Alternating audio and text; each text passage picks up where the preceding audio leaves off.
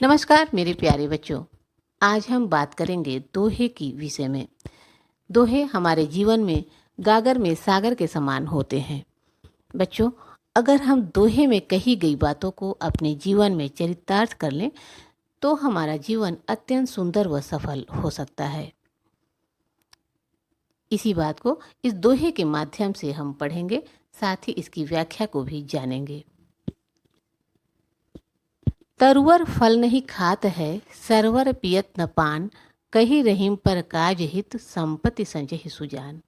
रहीमदास जी प्रस्तुत दोहे में कहते हैं कि वृक्ष जिस प्रकार से अपना फल स्वयं नहीं खाता है तथा सरोवर अपने जल को स्वयं नहीं पीता है, उसी प्रकार से जो सज्जन व्यक्ति होते हैं वह अपने संपत्ति का, अपने धन का संचय दूसरों की भलाई के लिए ही करते हैं। काल करे सो आज करे सो अब, पल में परलय होएगी, बहुरी करेगो कब। कबीर दास जी प्रस्तुत दोहे में समय की महत्ता को बताते हैं। वे कहते हैं कि हमें कभी भी किसी कार्य को कल पर नहीं छोड़ना चाहिए, बल्कि हमें कल जो कार्य करना है उसे आज ही कर लेना चाहिए तथा आज जो करना है उसे अभी अभी कर लेना चाहिए, क्योंकि पता नहीं आगे हमें फिर समय मिले न मिले। कण कण जोरे मन जुरे, खाते निबरे सोए, बूंद बूंद सो घट भरे, तपकत रीत होए। वृंद जी कहते हैं कि कण कण जुड़ने से, अगर हम कण कण जोड़ कर रखें तो मन बनता है जो हमारे काम आता है। उसी प्रकार से बूंद बूंद के भरने से घड़ा भरता है, और अगर बूंद बूंद उसमें से रिस जाए, निकलता रहे, तो हमारा धन भी वैसे ही खर्च होता है। भले बुरे सब एक से, ज्यों लौ बोलत नाही, जान परत है काकपिक, ऋतु बसंत के माही। वृंद जी प्रस्तुत दोहे में बताते हुए कहते हैं कि भला या बुरा व्यक्ति सामने से पहचान में नहीं आता है, वह जब मुख खोलता है तभी हमें उसकी पहचान पता चलती है।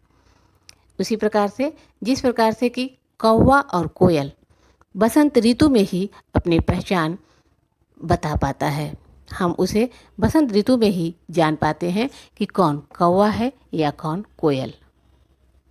अति का भला न बोलना, अति की भली न चूप, अति का भला न बरसना, अति की भली न धूप। बच्चों, कबीर दास जी प्रस्तुत दोहे में किसी भी कार्य की अधिकता को निषेध बताया है। हमें कभी भी किसी भी रूप में कार्य की अधिकता से बचना चाहिए।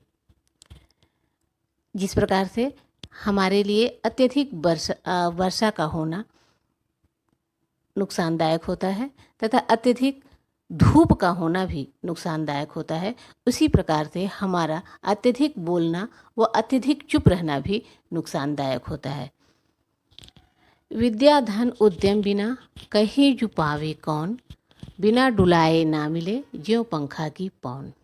वृंद जी प्रस्तुत दोहे में कहते हैं कि हमें विद्या रूपी धन बिना परिश्रम के नहीं प्राप्त हो सकता है। हमें विद्या को प्राप्त करने के लिए परिश्रम करना ही पड़ेगा।